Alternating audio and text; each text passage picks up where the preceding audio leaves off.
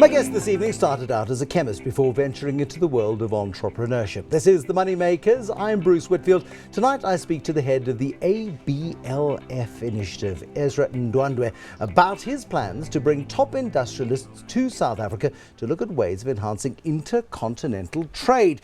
We'll also delve into the work he's done to build young entrepreneurs through the Big Break legacy and the latest controversy, of course, with Prasa over consultancy work. But we'll get to all of that this evening. You're talking about bringing moneymakers from all over the African continent to South Africa to boost industrialization. How does that work?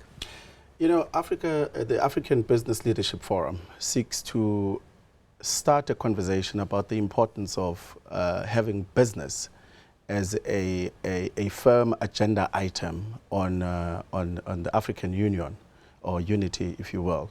You know, and the problem is that for far too long, we've focused our attention on liberation and on politics in the continent, and we've kind of neglected economic development. It's almost by default. But it's so stupid, isn't it? Because people have got political emancipation and post-colonialism, and the independence movements came in, and some countries have worked better post-independence than others. Botswana has been a key example of that, perhaps.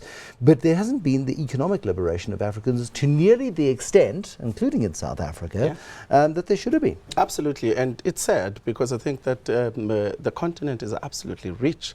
If you look and you think and you ask me, I'll tell you that the whole world has got a strategy for Africa. Question should be, what strategy does Africa have for itself and for the whole world?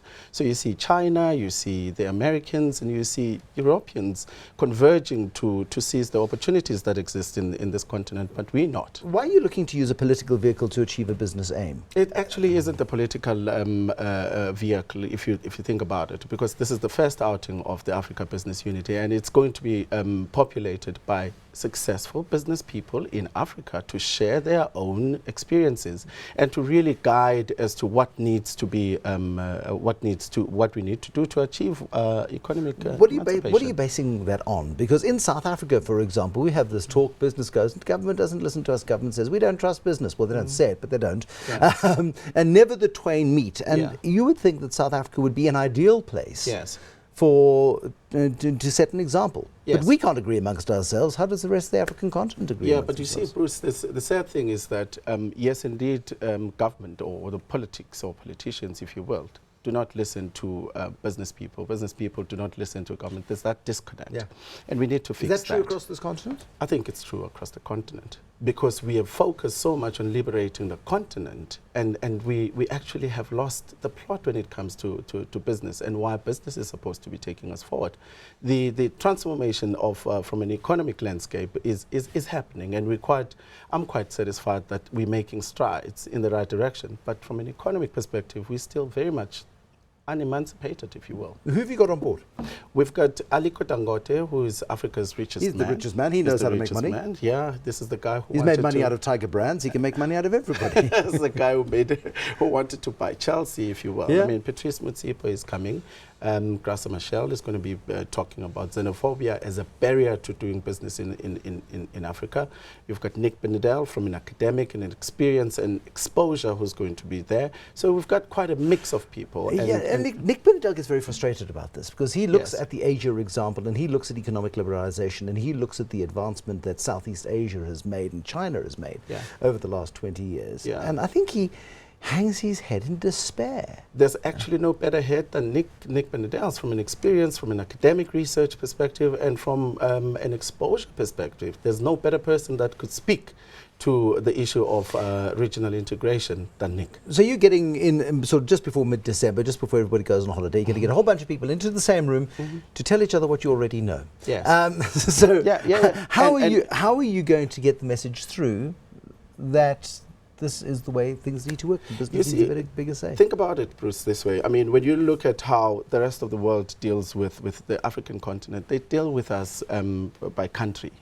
So, I mean, and we don't have that monolithic voice on business or doing business in the continent, and that's what we need to fix. And I'm hoping that through this we'll be able to do that. Okay, fine. So you're hoping to have a unified African voice on business when you can't even have, and I only know the South African example, forgive me, but you don't even have business organizations in South Africa talking off the same hymn sheet about dealing with our own government. So how do you get everybody on the African continent on a much bigger sheet? I think we need to separate issues. There are domestic issues, and those are, as you refer to them, you know, those the fact that we can't get our own voice to deal with government.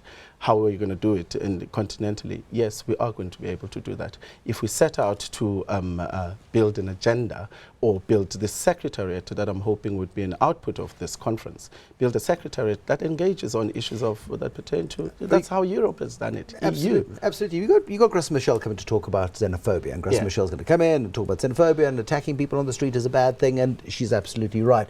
However, you've just got to look at the last month as to what's happened in Nigeria with regard to South African business and how xenophobic the South African public is towards Nigeria. You're saying, hold on a second, Standard Bank gets into trouble, Tiger Brands gets into trouble in Nigeria, and MTN then faces a 72 billion rand fine in Nigeria. You can't do business with Nigerians.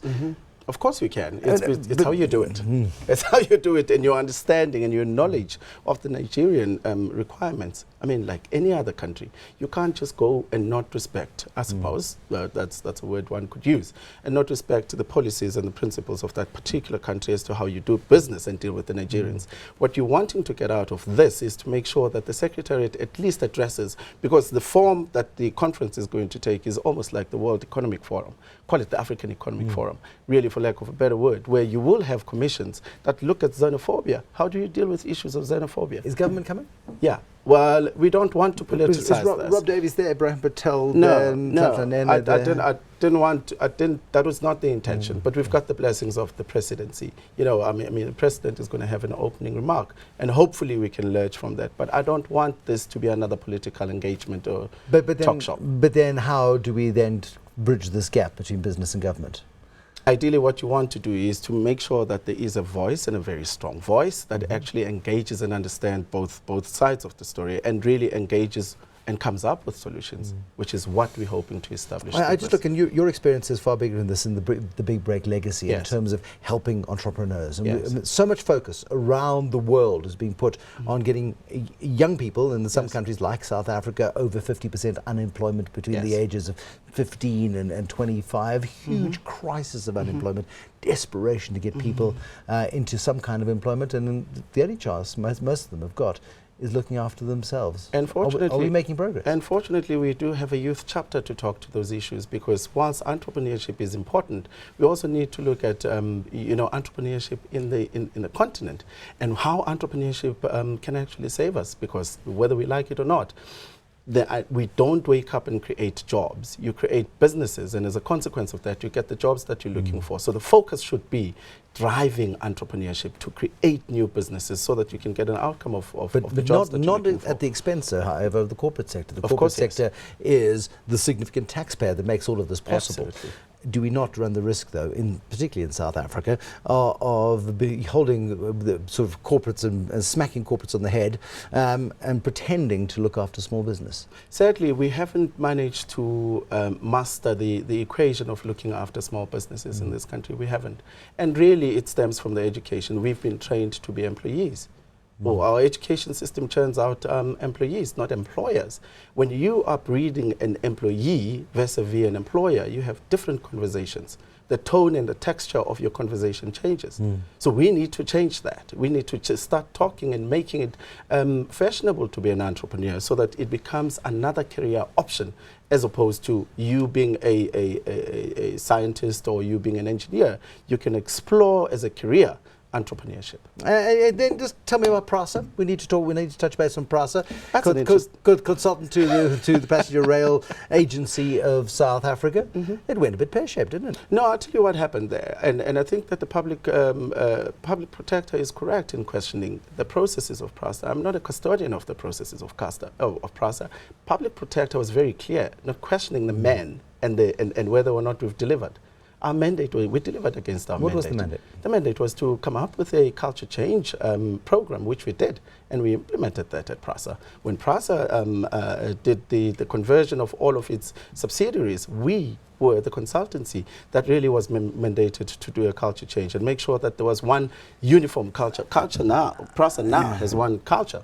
Thanks to our consultancy. But it's lost its chief executive, it's lost a bunch of senior executives, corruption rife, it would seem, certainly through the upper echelons of Prasa. For many reasons. For many reasons other than this. This was just one of the many reasons. And she's quite right in citing that. She has an oversight on the processes, on whether or not they followed the processes. I'm not a custodian of that, and I can't speak to those. When you are a service provider, you get to submit a proposal, you respond to the request, and the processes you would assume were followed. Are you part of the wasteful expenditure that that is criticised within the public accounts of South Africa? 30 billion rands worth of wasteful expenditure on consultants and others. Because I would not consider ourselves as such. Let me tell you why. Because if we didn't make a difference, if we didn't change the culture of Prasa, then it would have been wasteful. Who measures the change? Employees.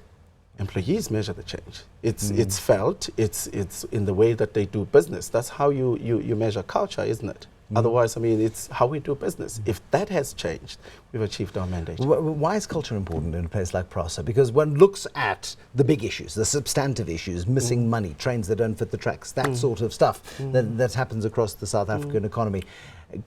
When you say you've changed culture, what have you changed? It's the focus of the employees. One, you need to have employees that are focused on excellence. You need employees that really are team players. You need employees that know that this is how my job needs to be executed. How does it improve the lot of a metro rail passenger going from lousy station to lousy station on a rickety train? It's a process. You see, culture change is not an event. It's a process. And you need to understand the process, and the process unfolds over years, over time. It's not the one kind of event that happens at that time. And we go full circle then back to the culture of the African continent, the culture of the African Union, the culture of business on Africa. How long is that culture change going to take? I can tell you now, I'm not anticipating that this is going to happen over 3 years. It's going to probably take 10 years, but we have to start doing it. We have to start changing the culture of how we do business in Africa. We certainly do. The head of the African Business Leadership Forum, ABLF initiative, the founder of Dual Point Holdings, Ezra Ndwandwe. There'll be more Moneymakers tomorrow. Thank you for watching. Good night for now.